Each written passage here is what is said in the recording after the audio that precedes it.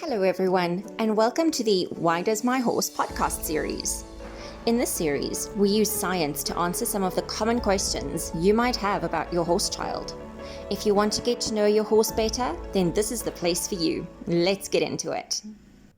If biting and kicking could get your horse child expelled from your riding school, your horse would have been out on his ear ages ago. The anti-bullying campaigns never made it to his paddock, and as far as he's concerned, this barn ain't big enough for the herd of us. Aggression between horses can be awkward when your horse is the fella dishing out the punches, or frustrating when your horse is always on the receiving end. For decades, we've been told that biting and kicking among horses is due to the hierarchy among herd members, and this is an incomplete picture at best. It's important to note, firstly, that there is no such thing as a dominant horse. Dominance is a learned behaviour at best, and doesn't come as a built-in feature in some horses. And what do we mean by dominance anyway? Horses don't benefit from having a pecking order or chain of command. If the scrawny proverbial runt of the litter sniffs a mountain lion approaching, they don't wait for the oldest horse to give the command to run. The little guy charges off and everyone follows him, no questions asked. Dominance is a concept humans understand very well because we are predators who are wired to conquer prey and eat them. Prey animals, like horses, simply don't have this wiring.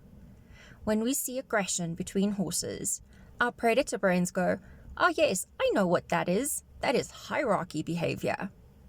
We interpret our horse's behavior from our frame of reference, whether it's right or not. So, if your horse isn't trying to establish himself like some sort of mafia boss, what is he doing? Thankfully, your beloved horse child isn't just a delinquent thug. He's probably motivated by one of three things: resource guarding, stress, or frustration.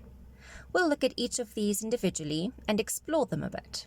Resource guarding is a very common behavior in domesticated horses, especially when it comes to food. We've all seen our angel muffins turn into vicious monsters when the food buckets come out, even when they know they will receive their own bucket and that they don't have to share. Having grain in the picture messes with those sweet temperaments a lot, and is enough to turn even nice horses into verifiable assholes. Food is not the only thing horses might feel compelled to guard. They can also become protective of water, forage, attention, or space, if any of these are limited. Small paddocks and limited grazing are very common reasons for aggression between horses. Imagine coming home one day and finding a random person has just moved into your house and lives there permanently now. Or being able to see and hear your loved ones, but not touch them or hug them. This is what our horse must feel like when we put new horses into their paddocks, or separate friends into individual paddocks and stables. Horses form incredibly strong bonds, and inserting strangers or separating friends is incredibly stressful. In this case, horses are most likely to resort to defensive behavior since they can't escape from their new circumstances. Finally, your horse might be frustrated by any number of needs not being fully met. Being kept indoors for long periods of time, having a lot of concentrated food instead of forage, and being isolated from other herd members can all put your horse in the mood to bite some butt. Being bored in the paddock can also lead to frustration, as can having excess energy. We tend to forget how monotonous the life of a stabled horse can be, and it's easy to understand how frustrating this must be, day in and day out.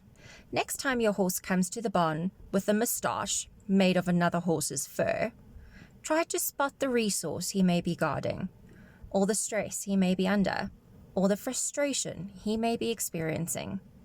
You might just be surprised at what you find. That's it for today's episode. I hope you enjoyed it and learned something new about our incredible equine friends. I feel like it's compulsory to add that it would be great if you could like, share, comment, and subscribe. We're also available on Apple Podcast as well as Podcast for Spotify. See you next time.